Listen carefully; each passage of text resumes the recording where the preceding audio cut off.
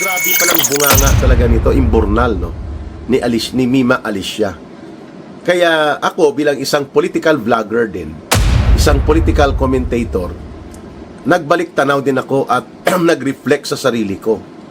Kasi marami din po akong kalaban at masakit din po ako magsalita, pero hindi ganon kay Mima Alicia na to na pinagmumura ang tao, binabastos at walang mga truthful context or intelligent basis ang pinagsasabi ko, no? Mayroon dapat intelligent basis, may historical account, may historical perspective, at mayroong mga batayan sa pangyayari na matalas kung sinusuri.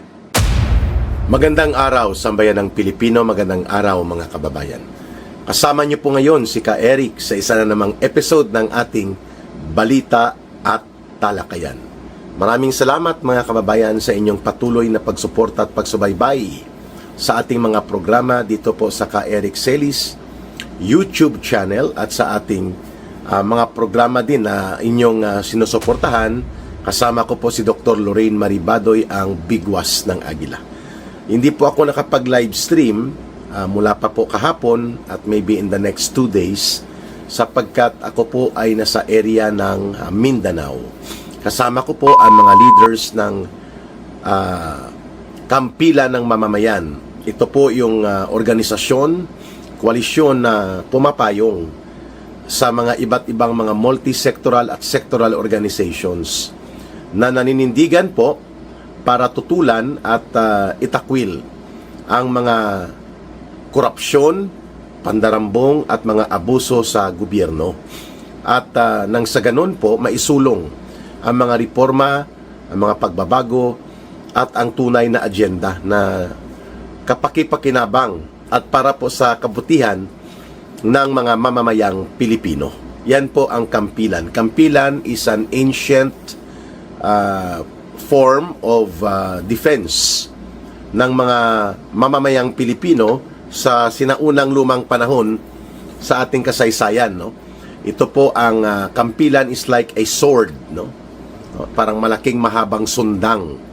Kung sa mga Bisaya, it looks like a sword, no? Kaya po ang symbolism niyan ay parang sword is a weapon of the people. Para po ang kanilang mga karapatan at kabutihan ay kanilang maipagtanggol at maisusulong. Ayos! So, kayo na po ang bahalang mag-unawa. Pagpasensyahan nyo po kung hindi ko nasusunod. Minsan, regularly, ang live stream program po ni Ka Eric. Pero rest assured na tayo po ay kapag may available time, babalikan po natin yung schedule natin. Isa po sa umaga, sa mga alas 11:30 ng umaga, Philippine Standard Time, at isa din po sa gabi, mga 9:45 in the evening. Basta wala po ako mga conflict ng schedule. Sige, pag-usapan po natin itong nag-trending, no? Mga kahapon lang ito sumabog na balita na may isang known to be as pro-BBM known to be a pro-BBM vlogger. Hindi ko nga to kilala po, no? Hindi ko kasi sinusundan o minomonitor ang mga nagtatanggol at nagsusulong ng mga misinformation, mga fake news at mga pagbibigay ng panloloko na uri ng diskarte sa social media. Lalo pa kung ito ay nagre-reinforce sa kasinungalingan, kalokohan at kaabusuhan ng kasalukuyang administrasyon o ng gobyerno ni Marcos Jr. So hindi po ako pamilyar sa kanila. Hindi ko po sila kilala, hindi ko rin sila pinapakinggan. Pero dahil po gumagamit ako ng social media, lumalabas sa aking feed, no? Yung mga, or sa page ko, o sa aking wall, o sa aking, do you call that, sa, pag nag-scan ka ng Facebook, makikita mo minsan pumapasok sila. Ini-ignore ko po yan. Kahit yung iba dyan, mga bashers, no? Kaya itong namatay na si Lipata, ang apelyido niya, sa real name, Mima Alicia, yun ang tagline sa kanya. pumapasok yung parang mga namatay na siya pero kinukutya pa ng maraming mga netizens, no? Kaya tiningnan ko yung mga naka-attach na video clips ng mga pinaggagawa niya. Doon ko lang nakita na grabe pala ang bunganga nito, imburnal. No, ang lumalabas ay mabaho at mapanirang puri talaga. Wala sa tamang issue, hindi naman totoo at tama ang kanyang mga pananaw, binabaloktot niya ang mga bagay. Halimbawa, nakita ko doon ang isang video clip na binabastos niya si former President Rodrigo Duterte. At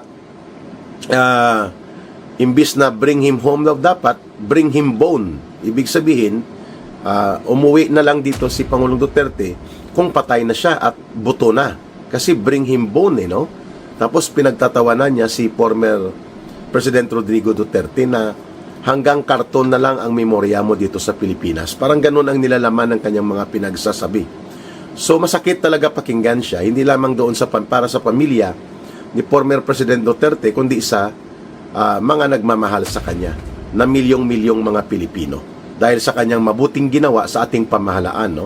Hindi siya magnanakaw, hindi siya durubo at kurakot, at kinatatakutan siya ng mga kriminal, drug addict, drogista, sindikato, mga drug lords, mga kurakot at magnanakaw sa gobyerno, mga terorista, CPP, NPA, NDF.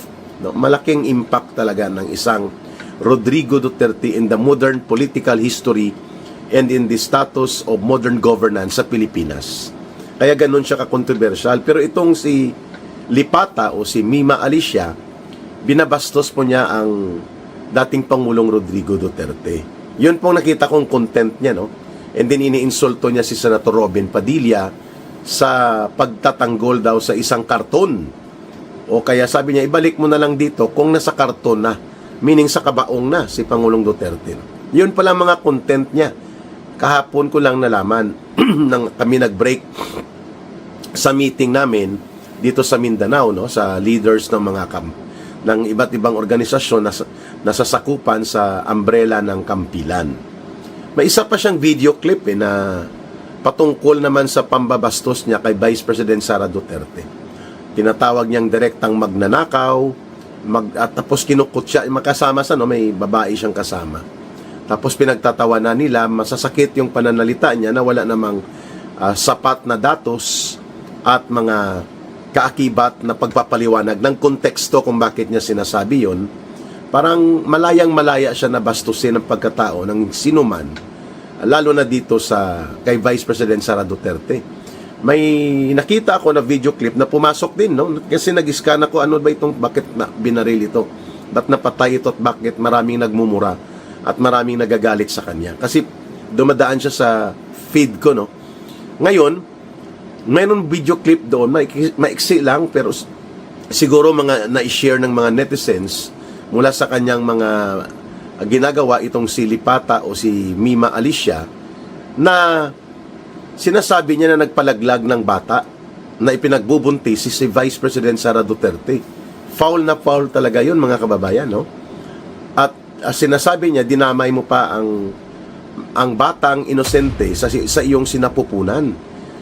Grabe po yung ganong mga atake niya na wala siyang maipakitang ebidensya o anumang makatotohanan na pagpapaliwanag kung saan niya hinugot yung ganong mga atake, no? Pag-iinsulto kay Vice President Sara Duterte na pinapalabas niya, hindi ka lang nagnanakaw, hindi ka na nagwawaldas ng lustay ng pera ng bayan sa mga travel mo, na by the way, personal funds po, personal resources ng mga Duterte, ng magkakapatid na Duterte at pamilya nila ang kanilang ginagastos. Cleared po yan sa report ng kanilang mga travel. Pag pumupunta sila at bumibisita sa kanilang ama, sa kanilang tatay na si former President Duterte.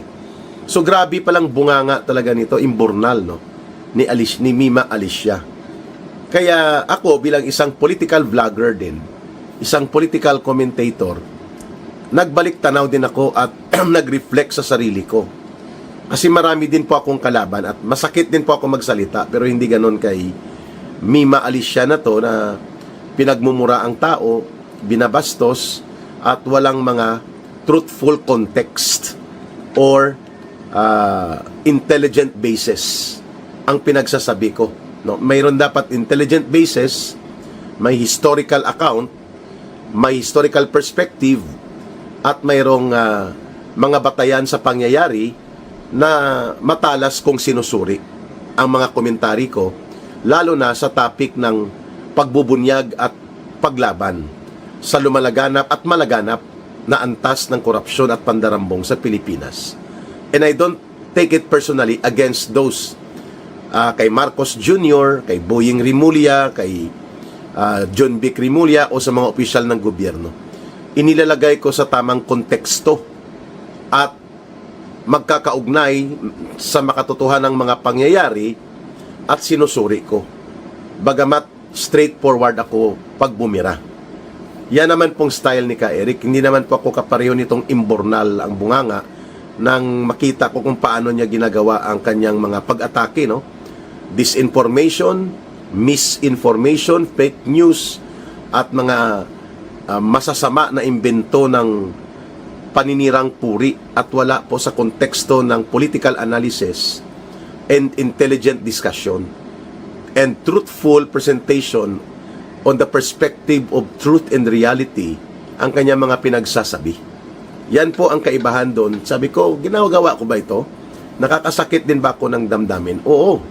Sa mga napapaliwanagan ko, nakikita nila na masakit pakinggan kung tamang katotohanan, matalas na pagtatalastas at mga malinaw na pagpapahayag batay sa konteksto ng kasaysayan, konteksto ng pagkakaugnay ng mga pangyayari, batay sa scientifico na pananaw. Ibig sabihin, evidence-based, and at the same time, batay po sa tamang paggamit ng analytical tools or analysis tools. Ganon po ako pag nagdi-discuss, no? Tinitingnan ko yung glasses ko kasi parang nagba-blurred, no? Siguro sa refleksyon ng ilaw yan na tumatama sa aking noo at nagre-reflect sa glasses ko. I hope I am not disturbing you sa inyong pakikinig kay Ka Eric ngayon, ano. Pangalawa, tiningnan ko rin po sino pa mga nakakalaban ko sa aking mga political commentaries. Ang isa sa matalas din ang banat ko sa CPP, NPA, NDF at mga front organizations nila, sa mga personalidad at mga operatiba nila na nagkukunwari na sila ay mga lawmakers, mga party list lang sila, mga kunwari human rights defenders at mga non-government organizations. Batay ito sa advokasya ko. Years ago pa, so mga 5 taon, 6 na taon ko na ito ginagawa, sa panahon pa ni Pangulong Rodrigo Duterte, kasi naging bahagi ako ng iba pang mga kagaya kong kadre. O pag sinabing kadre, mga leaders at mga nagiging bahagi ng pamunuan at mga organizers and mga political officers o kaya mga organizers at mga operators sa loob ng organisasyon ng communist movement sa Pilipinas, sa CPP, NPA, NDF. Yan po ang kadre. Na ibig sabihin, cadre pag i-pronounce sa English. So yung paglalantad at pagbubunyag ko, advocacy po yan.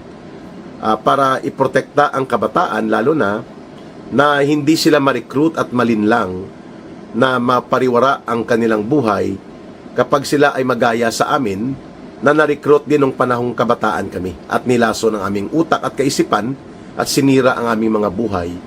Ang iba, marami sa amin mga namatay na sa batch ko nga, sabi ko, di ba? 12 kaming mga student leaders at mga campus writers, editors noon ang na-recruit. Subalit, ang nakabalik lang sa amin na buhay, 2. Ang isa ngayon ay nasa judiciary na. Judge na po siya, nag-abogado siya. At ako naman, ito, advocate ako ng human rights and peace issues na makatotohanan, hindi doon sa panlilinlang at panluloko na human rights and peace issues ng CPP, NPA, NDF. At nilabanan ko po ang communist terrorism na ginagawa ng CPP, NPA, NDF. So galit din po sila sa akin. In fact, kinasuhan nila ako at si Dr. Lorraine Maribadoy nung wala na po kami sa National Task Force to End Local Communist Armed Conflict after sa termino po ni Pangulong Rodrigo Duterte. Kaya mayroon po kaming kaso na tag 2 million moral damages, no? Wounded feelings. Wow. Wounded feelings daw ni Atom Araulio, ni Carol Araulio na nanay niya, at ni Teddy Casino. At ongoing pa po yung dalawa dyan. Harassment cases po ito, no? Para kami ay patahimikin, kasama ko dyan si Ma'am Lorraine Maribadoy. At civil cases naman ito. Sa kay Marcos Jr. po, mayroon akong hinaharap personally na inciting to sedition na kaso na isinampa ng PNP-CIDG dahil daw ako ay namumuno ng mga pag-uudyok ng rally sa EDSA anong nakaraang taon. Ongoing trial din yan. At yung isa, yung cyber libel, no, nagpiyansa din ako dyan. NBI naman ang complainant na di umano ay nagdemand ako ng panawagan na mag-explain si Ginoong Marcos at maghayag ng katotohanan ng kanyang health status and physical mental condition. Lalo pa at inamin naman nila na mayroon siyang iniindang sakit na chronic diverticulitis coming from Malacanang and Marcos himself. They confirmed it, and it is a public national interest issue ang ganong uri ng panawagan, and that is part of my constitutional right. Hindi po yung pambabastos o pambabalahura sa presidente. Ang isa, unlawful use of means of publication. Ganon po kadami ang mga kaso ko. Every week halos nasa korte po si Ka Eric. So, marami po akong natatamaan din. Kaya nga, yung konteksto kung bakit ko ito tinalakay ay nagbalik tanaw din po ako. Nag-reflect ako kung may posibilidad ba na ganyan din ang gawin sa akin ng mga kalaban ko. Hindi ko naman po ini-identify ang sarili ko sa pagiging DDS vlogger, no? I respect so much ang mga tinatawag nilang mga DDS, no? Yung Duterte diehard supporters. May DDH version din pala yan, no? Duterte diehard haters, no? I hate na i-label ko ang sarili ko na DDS, DDH, ganon, no? I would rather stand as an advocate. At na timing din o nakalinya na ang mga paniniwala ng maraming DDS vloggers, DDS groups, at pati po ang Duterte political camp tumutugma sa uri ng aking pinapanindigan na strong rule of law, strong good governance, and real advocacy for the people's agenda. At hindi kurakot, hindi bulok, matapang. Yung tapang at malasakit na uri ng tunay na gobyerno na nagpo-promote ng social justice o katarungang panglipunan, rule of law in favor of the protection of the welfare and rights of the people, rule of law against sa mga kriminal, against sa mga adik, terorista, kawatan, kurakot. No? Tumutugma naman yung ganong pananaw ko ng uri ng gobyerno na strong good governance and real good governance sa mga paniniwala ng maraming mga DDS vloggers man yan o mga parallel groups na tinatawag nila, and mismo ng Duterte political camp. So wala akong problema doon, but I would rather call myself as an independent advocate and political commentator patungkol sa mga social and political and economic issues na may bigat ng implikasyon ng mga naturang pangyayari o issue sa karapatan ng mamamayan, kabutihan ng taong bayan, demokrasya at kapayapaan ng ating bansa. Doon po ako, sa tingin ko, nababagay tawagin na independent advocate of people's rights, good governance, and reform and peace for the country. Mas ganon ko tinitingnan ang aking sarili. Hindi naman po ako nakatali o naka-absoluto na nakamarka sa anumang political groups. Basta naka-align sa aking paniniwala at paninindigan on social justice, on reform and good governance, ay sumasama ako, mga kababayan. So at least klaro po sa inyo, at wala akong problema na may mga tinatawag na DDS. Ayoko lang ng labels, no? At ng mga DDH na yan, no? Kasi it's very divisive, it's very limiting, no? Nakakahon ka pag ganon ang label sa'yo. Hindi naman po ako ganon, mga kababayan. So, ang pinakamatinding pagbabanta sa buhay ko kung papatayin man ako, una, ang CPP, NPA, NDF. Because of the damage and the impact ng aking advocacy sa buong kilusang komunista nang ako po'y sumama kay Pangulong Duterte sa pagbubuo at pagpapalarga ng pambihirang programa ng gobyerno na hindi pa nagawa sa kasaysayan, ang National Task Force to End Local Communist Armed Conflict, which comprehensively, decisively, and most dedicated na programa na ginawa para tapusin at lubusang durugin ang salot ng communist terrorism dulot ng CPP, NPA, NDF sa mahigit 50 taon na ito ay umiiral at gumagapos sa ating sambayanang Pilipino upang wasakin ang ating lipunan, ang ating gobyerno, ang ating bayan. No, doon manggagaling yan, no? Ang ganyang threat sa buhay ko at sa pamilya ko. At alam ko po, nagagawin nila yan pag may pagkakataon. At kapag binira nila ako at ginawa nila yan sa akin, sa kasalukuyang kalagayan, most likely, ituturo nila yan kay Marcos at sa mga tauhan ni Marcos na nasasaktan sa uri ng aking advokasya. Ayun. Pangalawa, most likely po ay galing sa mga blind followers ni Marcos na pwedeng isubcontract ng mga politiko na tinatamaan ng aking komentaris. Na pinipitik ko at palalabasin na si Ka Eric ay maraming kalaban, so wala kang pwedeng pagsimulan ng case angle of probable suspects kasi lahat suspects.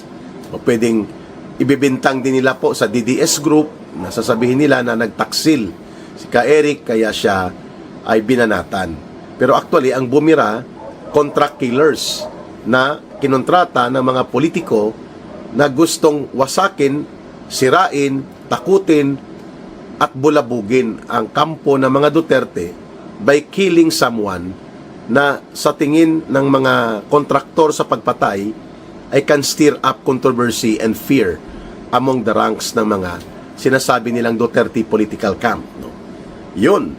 Kagaya ng fear factor ng ipinakulong ni Marcos through kay Rimulya ng mga diskarte sa ombudsman na mga gawa-gawang kaso or framed-up cases, itong sila Senator Marcoleta at sila former Congressman Mike Defensor, sila Senator Jingo Estrada, at pati ang paggamit ng bogus at questionable na ICC arrest order laban kay Senator Bato de la Rosa.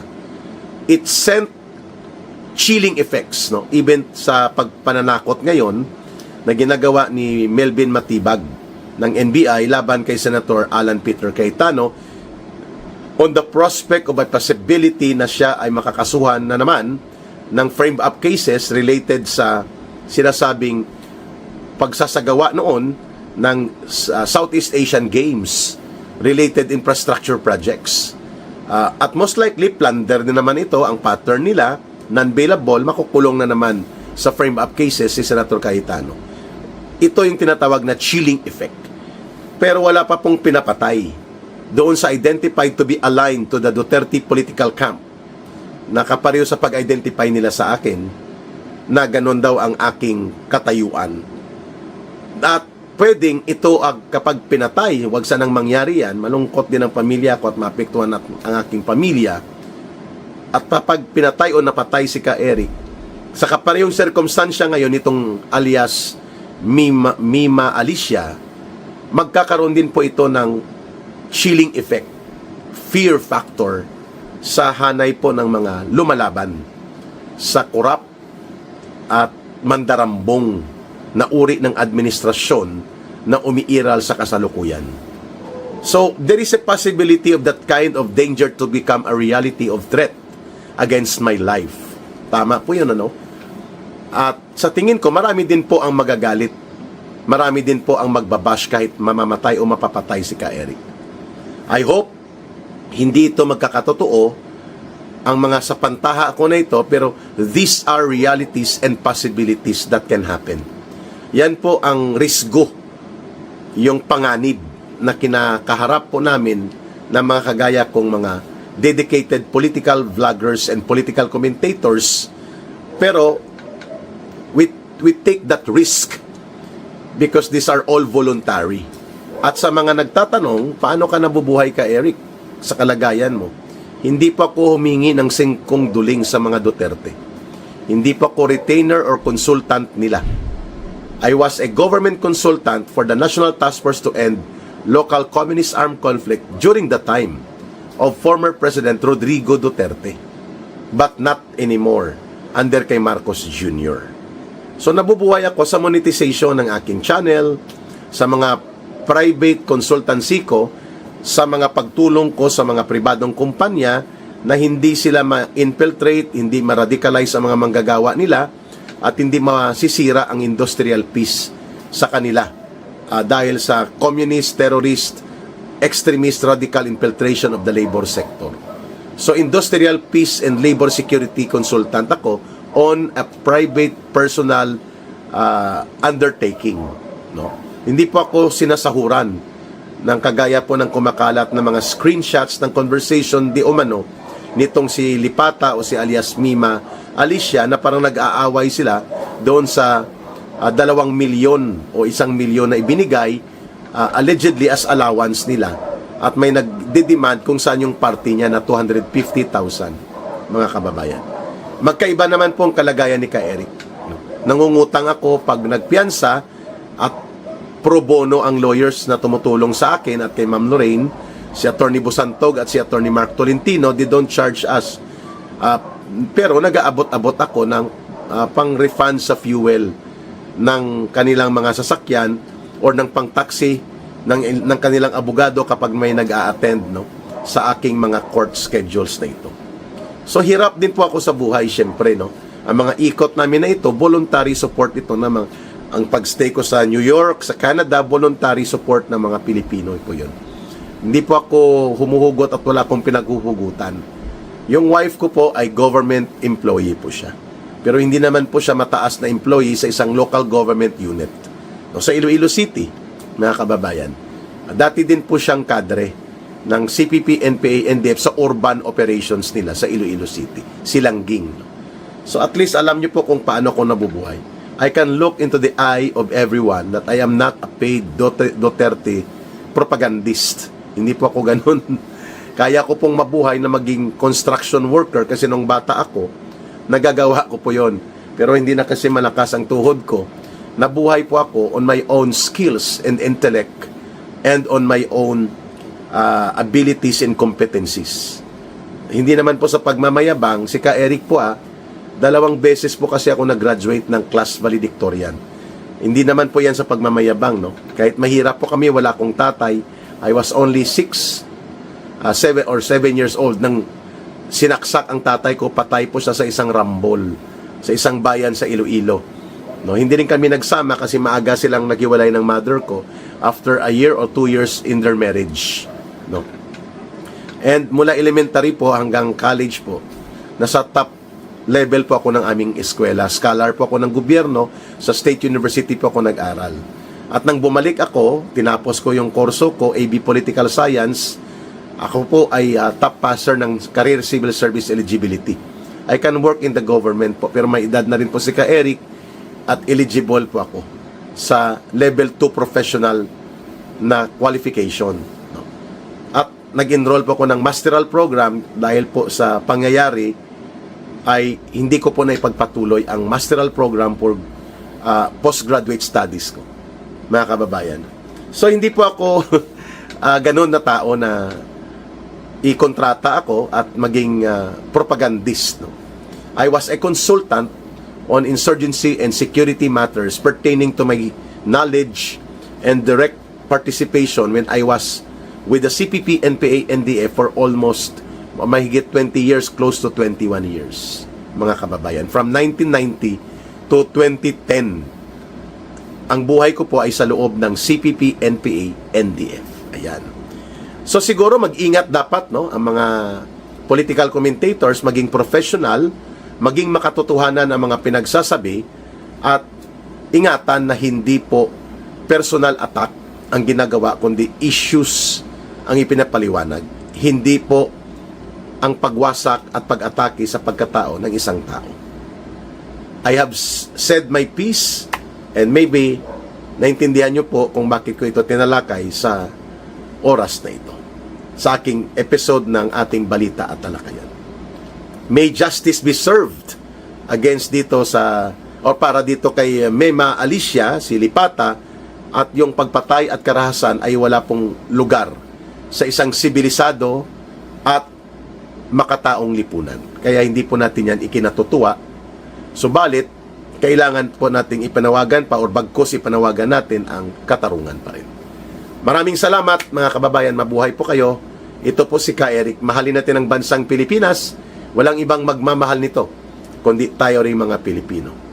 Magandang umaga po sa inyo lahat. Ako po si Trixes. Ito ang Luminous. Ako, ginabi na naman. Pagkakaiba kasi ng time zones natin eh. Kaya ganitong oras. So, pasensya na po. But pag-usapan po natin kung ano ang sinasabi ng prosecution. Lalong-lalo na sa kanilang mga press conferences. Bakit mahalaga na alamin natin? Kasi dito, di ba, meron tayong may expression tayo noon sa karambola. Ang tawag nila ay panghihito. What is panghihito? Panghihito is yung, alam niyo yung hito? Di ba, sa muddy or murky waters sila. So, doon yung pagka gumalaw yung hito, na lumalabo yung tubig dahil umaangat nga yung soil or yung sediment sa ilalim. So ang purpose ng sinasabi ng prosecution is para ma-avoid na maging successful kung meron mang panghihito na involved. So, ilang araw na rin po natin pinag-uusapan at binabaliktanaw natin. Sinasabi natin, remember, even before, mayroon kasing isang, tawag sa kanya, isang dating senador na mahilig siya, ang gagawin niya, aakusahan ka niya, tapos i-require ka niya na mag-provide ng ebidensya ng iyong pagkakasala. Parang yung sinasabi niya kay PRD dati, corrupt yan, maraming pera yan sa bangko. Kung hinabas mo yung bank accounts nyo. So, anong ibig sabihin nun? Ibig sabihin, nire-require niya yung inakusahan niya na kailangan magpatunay ng either guilt or innocence. Ikaw ang maglalabas ng ebidensya. Wala siyang nilabas na kahit ano. So, isa itong strategiya. Pero magagawa mo lang itong klaseng strategiya na ito in public, sa mga public discussions. Kasi, in court, you cannot do that. Dahil, ang requirement ng saligang batas, kung sinong may aligasyon, yan ang magpapakita ng peba. Pero may mga controversies na kailangan ng liwanag and the public can demand that. O sa halimbawa, lalong-lalo na pag it comes to government officials. So, however, when it comes to rights, hindi tayo pwedeng mag-violate ng rights ng tao or hindi tayo pwedeng mag-deprive ng life, liberty, or property ng walang due process of law. So, yan yung mga involved na prinsipyo ha. So, minsan, pwedeng humingi ng paglilinaw. Ang hindi mo pwedeng gawin is require the person you have accused to provide evidence of guilt or innocence. Kasi ikaw ang but you can ask for clarification from public officials. Okay. So, let's get started. Prosecution ngayon. Nung July 15, dito na nag-umpisa. Sabi ni Congresswoman Jinky Luistro, confidentiality cannot stand in the way of truth. Ang justification nila ito para sa kanilang request na mag-produce ng document si VP Inday, i-produce niya yung kanyang bank records para masiyasat nila. Na tama ba yun? Unang-una, of course, merong secrecy of bank accounts sa paghihingi at sa confidentiality na ito ay ang impeachment. But does that mean necessarily ibibigay?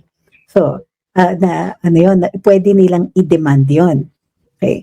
Bakit natin ginagamit yung word na demand? Because that is what a right how a right is defined. When is there a right? Parati natin sinasabi, may karapatan akong malaman. Yan.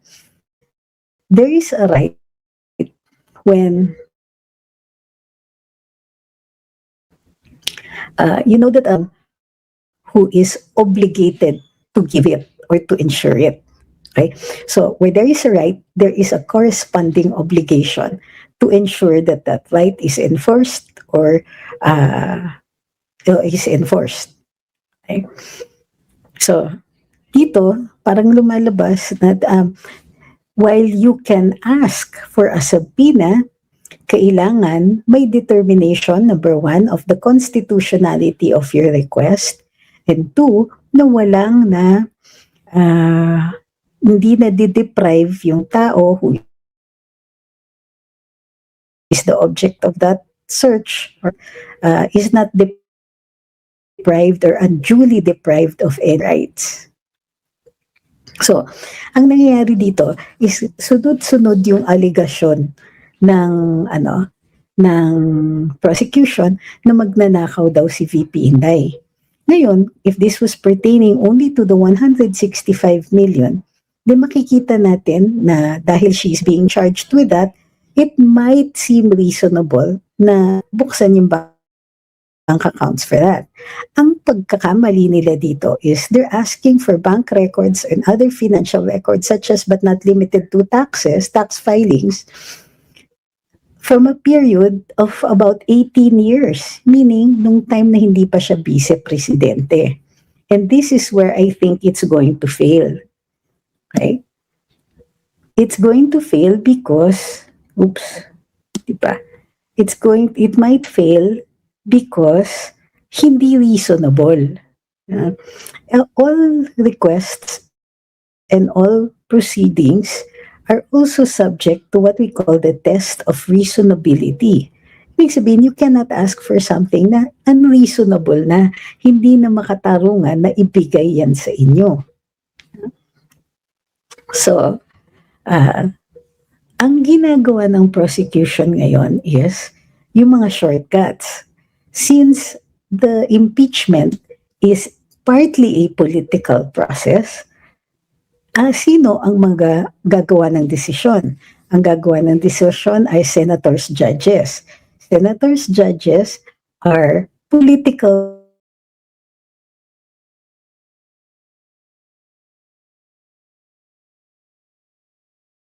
people, meaning an election.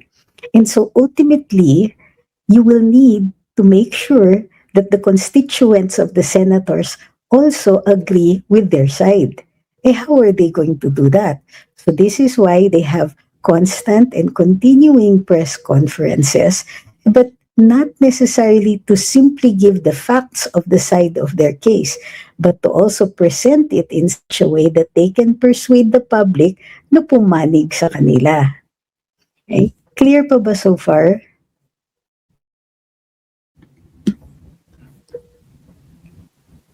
Sabihin niyo sa akin kung hindi maliwanag at tanong kayo kung saan po hindi ito maliwanag. So, ulitin ko. Part of what the prosecution is doing, and I think the defense will also have to play catch up on that one, is that they're bringing their case to the public. It is not disallowed in an impeachment proceeding because this is unang-una walang nag-claim ng sub judice rule. Pangalawa, wala naman ding nagrereklamo kumbaga about the frequent press conferences because this is supposed to be a way to ensure that it's are heard, that the public is also informed of what is going on. So, pero ang ginagawa nila doon sa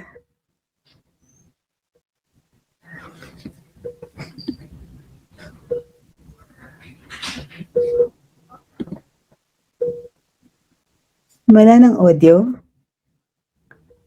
May audio po ba tayo?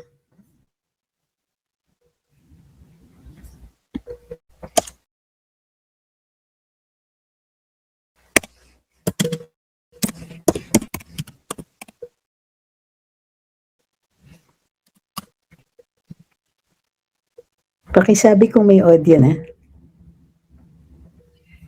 Walang audio?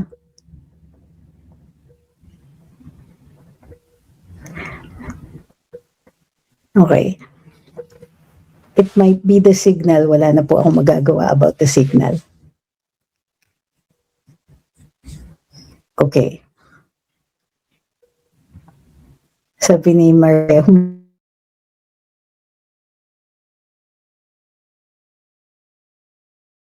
humina po yung audio. Humina po kasi yung boses ko na external mic. Ay, internal mic. Okay, so may audio. So, ulitin ko.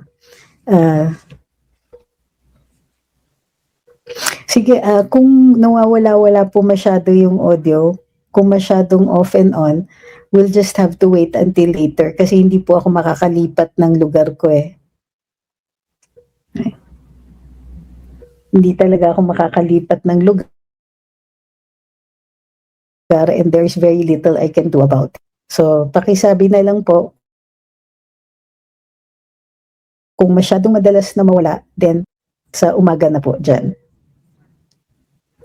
Okay. So, balik tayo sa topic. So, necessary itong mga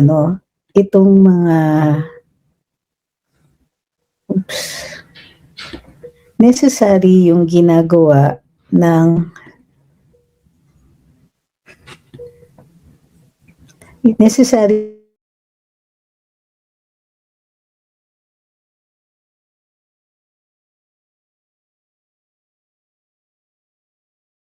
yung ginagawa ng impeachment panel, just the media, and is reiterated on social media and traditional media, mainstream media. Bakit? Because they continuously want the public to be exposed to their side. Nothing precludes the defense from doing that, ha? Pero the defense kasi sumasagot lang yan eh. Hindi sila nag-push ng kanilang panig kasi hindi pa nga nire-reveal yung strategy ng defense. So, ang nakikita natin, very aggressive yung prosecution in presenting their defense. Their case. So,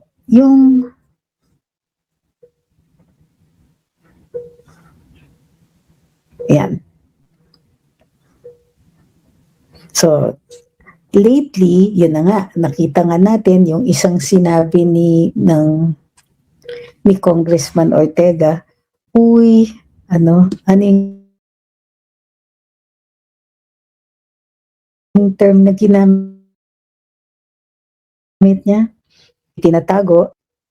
Saan ito? He is referring to the issue of the issuance of warrants para makuha ang financial records ni VP Inday. So, ang ginagawa nila is, kapag ino-oppose, sinasabi nila may tinatago. Tama po ba yon? Hindi. Kasi, kung hindi issue, in other words, although allowed ang pagsabpina ng bank, not necessarily BIR records, iba yon. Impeachment ang bank records. The subpoena has to be issued subject to several tests. Number one is this does not violate or unduly violate the right of the person against whom the warrant is being issued, or hindi, kumbaga, may due process na involved. So, kaya may naghihiring. Kaya nagkaroon ng oral arguments, requirement of due process yan, na kung sakasakaling mag-i-issue ng subpoena, subject to due process. Mayroong request, yung opposition na harangin yung request or to say that this unduly affects her rights. And then, kailangan rin constitutional siya on any other right involved. So, okay, so sabi ni Jel Angeles, putol-putol daw yung video. So, you prefer, mamaya na lang po tayo mag-live. Okay, pakisabi naman po kung mamaya na lang daw po if kung nababother po kayo sa putol-putol. Because I cannot do anything about it. Talagang mahina ang internet po dito. And hindi po ako makakasagot ng ibang katanungan until I am done with the topic for today.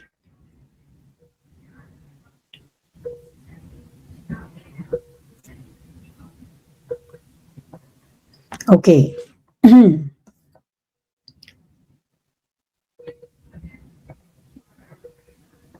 Okay.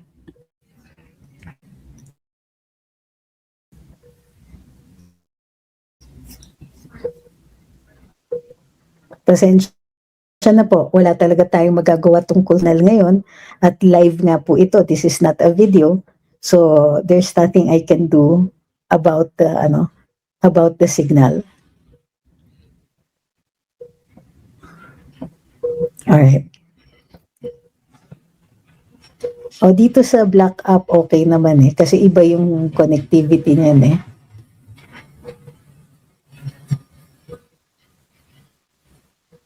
Alright, so what do we do? So ito yung sinasabi ng prosecution at inuulit nila.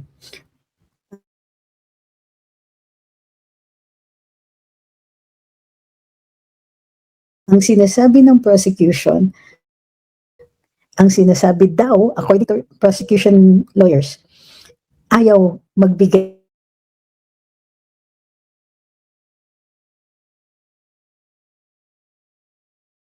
ng impormasyon ang panig ng that is not true. It is not even logical. So, bakit hindi siya logical? Because zones of privacy, you cannot violate it without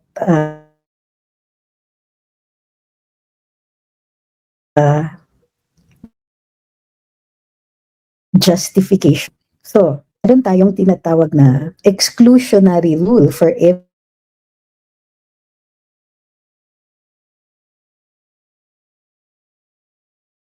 evidence that is taken in law. Ano yun? Hindi ka pwedeng mag-submit ng wiretapped evidence under any circumstances and you cannot transfer them, di mo pwedeng i-post. Pagka violative ng rights ng isang tao, ang pagkuha ng any recording or audio recording and hearing at nagkaroon ng oral arguments to determine kung mag-i-issue ng subpoena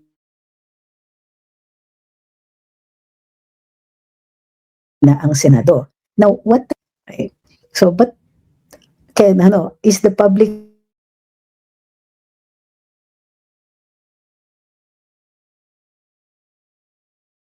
on their side? Tayo hindi. Basis. Kailangan maipakita ng mga prosecutors that the public good is far more. So, kailan nangyayari yung mas importante yung public interest over the individual's rights? Diba? If lives are at stake,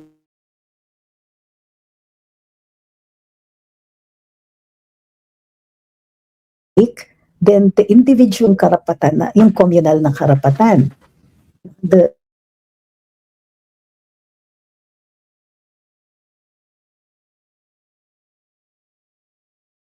good of the many. So to avoid a legal discussion, lawyers in their press briefings is if ino-oppose ni VP Inday ito, it means na may tinatago siya. And if may tinatago siya, mayroong illegal. Yun yung short version ng kanilang unang-una, like I said, may zones of privacy at yung zones of privacy na yon kailangan justification to violate that. Now, hindi mo already says private yan. In fact, that's why there's a Bank Secrecy Act.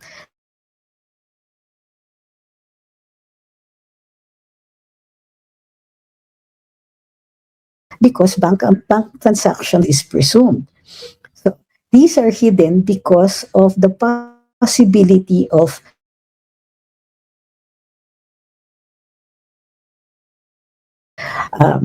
danger to the alien, posibleng at risk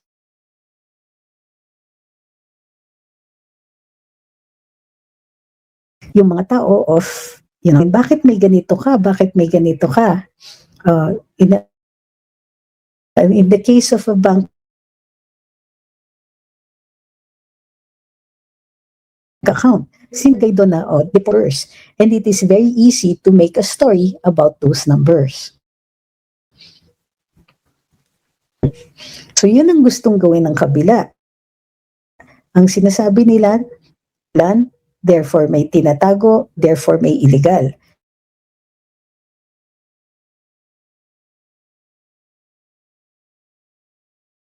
So what about us? What na sinasabi nilang ganon? Sa atin, simple lang. Kayo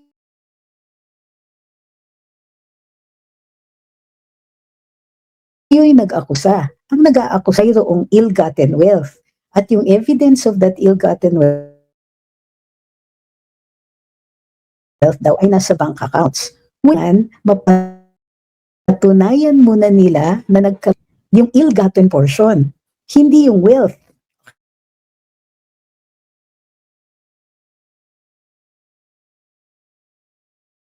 Okay, so, ill-gotten, wealth na yun, ill-gotten. So, gusto nilang gamitin yung mga bank accounts bilang patunay dun sa, pero that will not unreasonable yung amount na yan. Lampas sa sweldo mo yan. Simplistic po yung argument na yan, big funds. Meaning, iba-iba yung source. Di ganito yung kanyang management o halimbawa, may biglang nag-appeal. Mayor, kunwari, 100,000 every month. Tapos may deposito ka ng 300,000. Automatically ba you committed a crime? Diba hindi? Kailangan bigyan ka ng pagkakataon to explain. So, i-explain ka ngayon. Or, magdidemand sila na mag-provide ka ng resibo. If 18 years have passed, most likely, wala ka ng records niyan. So, they want to make it difficult. They want to make her look guilty by the expediency of an act that has transpired an unreasonable time na since nakaraan. An unreasonable period already. Okay, here's the example. Yun nga, mayor ka, 100,000. Meron kang deposit na 300,000. Aha! Mayroong kang tinanggap na 200,000. Ill-gotten wealth, yung 200,000 to the defense. Hindi pwede. Kailangan, dahil ill-gotten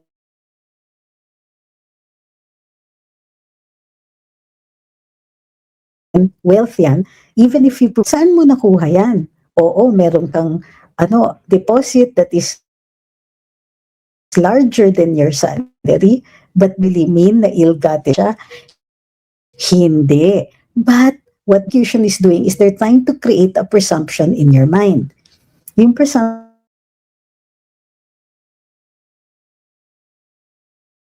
na yun is, oo nga, mayor. So they want now, what they're doing now is sasabihin nila, sige nga, explain mo yan. O, without showing any evidence, wala silang na pakuha ng ebidensya,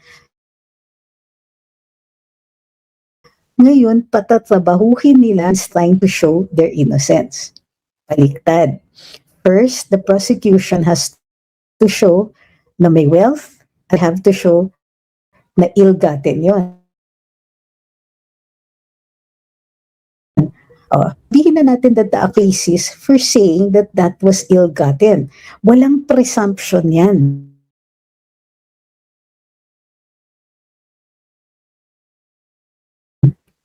Okay? The ill-gotten aspect. So, sabihin na natin, sige, merong 300,000 na deposit, 100,000 lang yung kanya mag-ano yan, meron ng is sufficient to find the person guilty kung wala kang patunay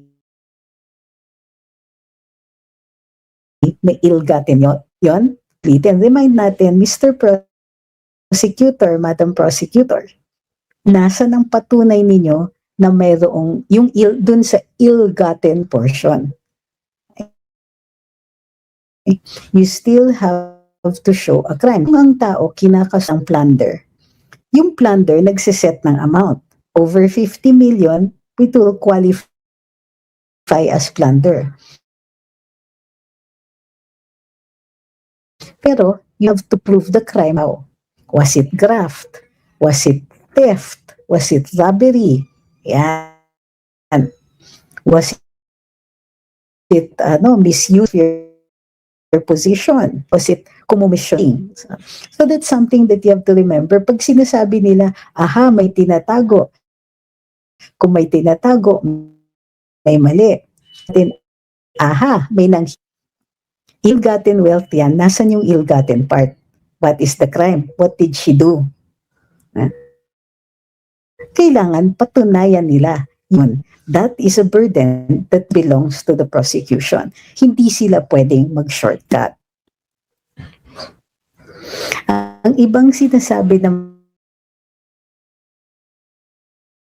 ng prosecution is, okay, tanis, kasi napatunayan na namin yung kaso namin, hindi na namin kailangan ng ganyang kadaming witness, sapat na dalawang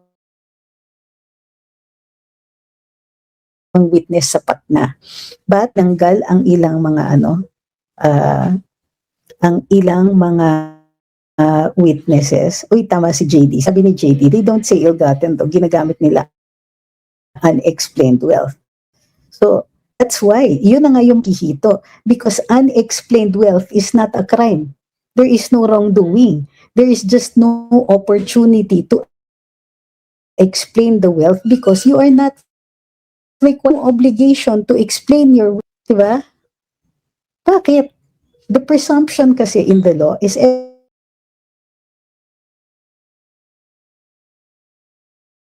everybody is innocent until you show at nila that would controvert that. Wala. So, ill-gotten, crime. Unexplained, hindi crime.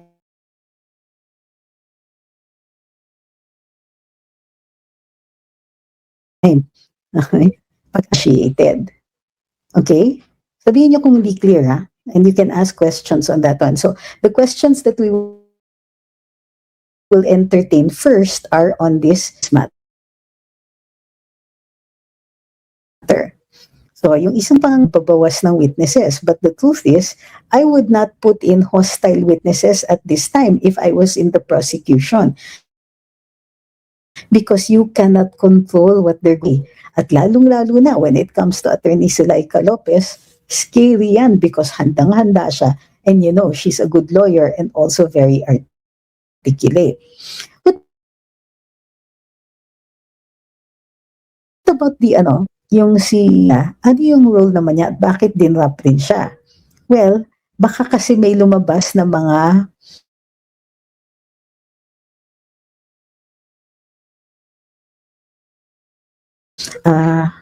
Captain Belinda Bello or Bello. Si Captain Bello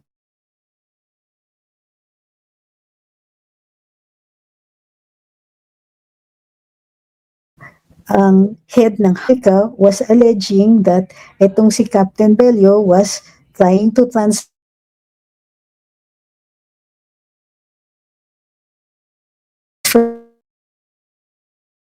her to women's that amounts to that may be oppressive or violates her rights, then magkakaroon ng kaso na Captain Bello. Sa gulo ng proceedings nung time na yon, it was badly handled on the part of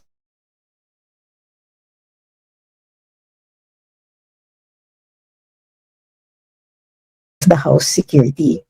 Since putol-putol na po, maraming salamat sa lahat ng sumubaybay sa live natin ngayong araw na ito. At doon na lang po kami sa sa Black app for the moment kasi I cannot do anything about